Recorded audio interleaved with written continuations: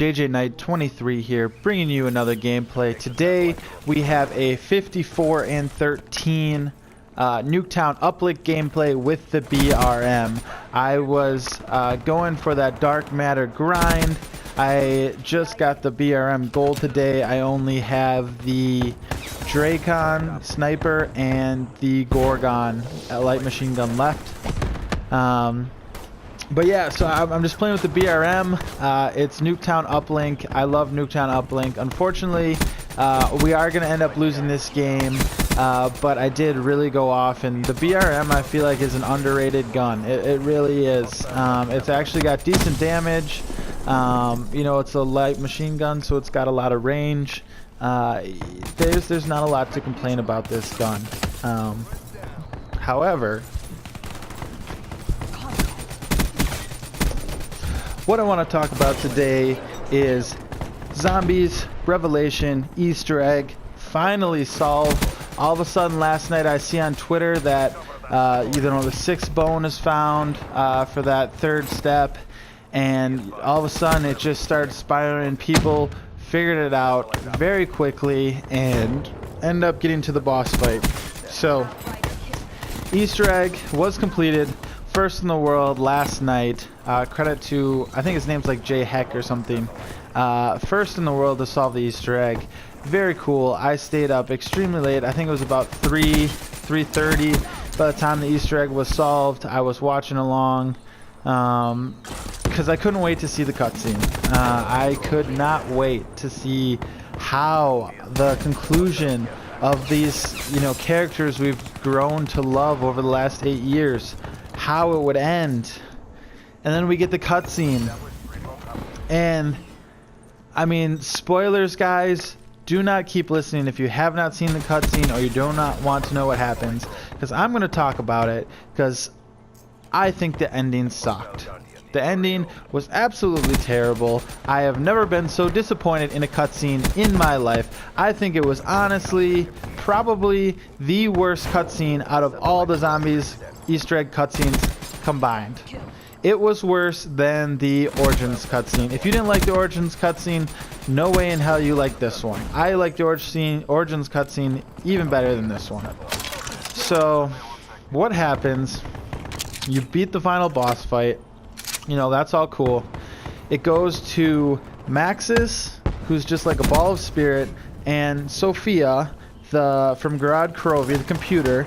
They say, we know what we need to do. They like fuse together and they swallow up the entire like map, the world, the sun. They like swallow everything up, take all the bad guys, swallow it up, disappear. They're gone. They go off into the sunset. It kills them off. Big deal. That's, you know, alright. That is what it is. Then we go down to the house. Monty's perfect world, and Monty is standing there talking to our 4 heroes. And this is where you think it's going to be good. And then Monty goes on to say that, you know, everything got swallowed up. I was only 18 and 10 here at the half, and I really turned it up because I get to 54 kills in the second half. I went off. And my teammates were struggling, so that's why we got killed. But Monty says that our heroes used their blood vials. They weren't even supposed to be here. They were supposed to be swallowed up too. He doesn't know what to do with them. He talks about just wiping them off the face of the earth. Apparently Monty is so powerful he can just instantly get rid of our heroes, make them disappear for forever, make them so they don't exist. Which, okay, 1, why is Monty that powerful? 2, if he is that powerful, couldn't he have just made all the fucking zombies and apothecans and all the bad shit in the world just disappear as well? If he could make our heroes never exist, how could he not make everything else not exist so that he could have his perfect little world? But then Monty has a change of heart. He says, oh, we'll put you in a different time place, and he transports our heroes all the way back to France, and they become the Primus heroes. And then it cuts to a scene of our 4 heroes dressed in chainmail, holding the staffs, and the cycle continues. It goes to black. The end. Now, forgive me if I got a little bit of the story parts wrong. but that was absolutely one of the worst endings I could imagine. I mean, Monty just like makes them go back to the very beginning. So, I mean, cool, maybe we'll get our heroes back again, but it was so disappointing. This was supposed to be the epic ending of this huge 8-year project. And then what happens? They get our heroes get, after 8 freaking years, our heroes get transported to the very beginning to go through it all over again, as if nothing happened. They're not safe in the house. They don't, you know, go on to live a great life. They don't sacrifice themselves in the end for the kids in the house. Just nothing happens. They literally go back to the beginning before this all started so that they can take the steps necessary for it all to happen all over again. I mean, that's just disappointing to me. It's poor storytelling. I guess technically it wraps everything up. It allows them to make another game with these heroes, you know, restarting the cycle again, doing it differently. But, you know, technically it all fits together, but this is not an ending anyone wanted.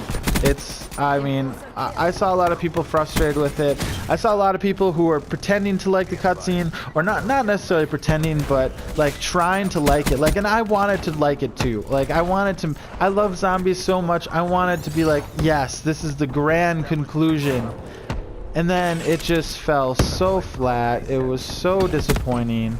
I've honestly just never been so disappointed in the Easter egg being solved.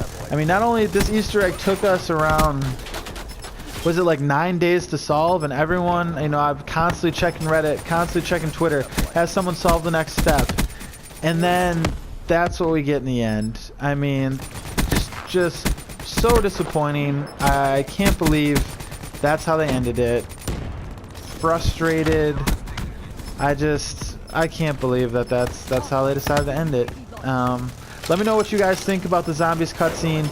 Let me hear your thoughts. Let me know if you liked it. But I was disappointed. There we go. 52-13.